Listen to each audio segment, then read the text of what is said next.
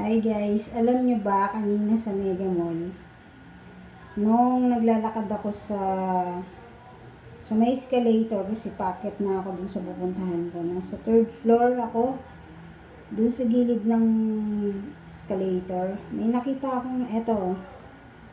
Ayan. So kung sing-sing to, di ba dapat wala siyang ganito. So, ibig sabihin, ano to, hikaw. Ayan, oh.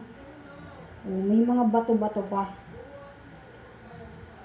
So, na-call yung attention ko kasi ano siya, kumikintab siya eh. Ayan, ganyan eh.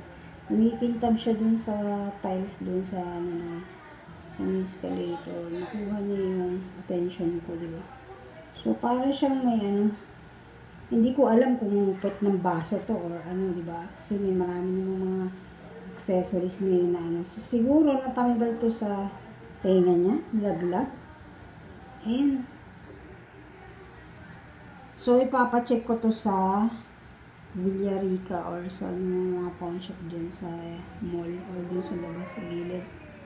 So, malalaman ko yan kung ito ay may value or wala. Kasi kung wala man, okay lang, diba? At least, diba? Pero kung meron, ang tanong, masasanla ba ito ng ganito? O mabibenta? Ano kaya ito? Brilyante? Parang pwet ng baso eh. Pintab siya.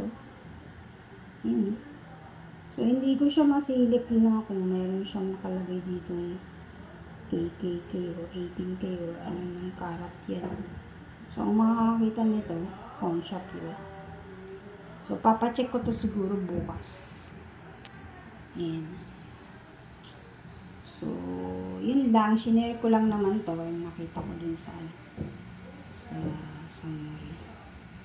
Baka nilaglag nga to dun sa tenga nung nagsuot. Parang ano siya. Hikaw ata to. Hikaw. Ayan. So, kung accessories lang din siya at hindi siya gold, edi wow. Diba? At least, pina-check ko. So, ayan. Thank you guys. Pag naglalakad po kayo, tingin-tingin din kayo sa daan. Baka makita nyo na ang mga hinahanap nyo. Diba?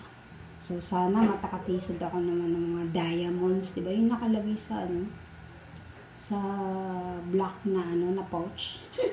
Diamond o kaya gold bar. Kasi lagi akong tumitingin sa dinadaanan ko eh. Kasi minsan nakakapulot ako ng pera o kung ano-ano. Marami na akong napulot na kung ano-ano, sing-sing. Ito naman, kakaiba, hikaw naman siya. Tsaka meron din akong napulot nung nakaraan, yung may 4 leaf, diba? Hindi ko alam kung, hindi ko pa na-check. Kasi parang napipina siya ng sasakyan sa kalsada eh.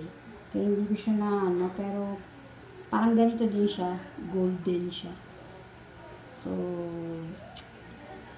ayan, malalaman ko to bukas or sa mga susunod na araw na pag pina-check ko. Kasi karamihan sa ganito, yung ganyan eh, may kintab-kintab. Kagaya nung sing-sing na nakita ko nung nakaraan, di ba? Tungsten lang pala yun. Kala ko white gold na may diamond.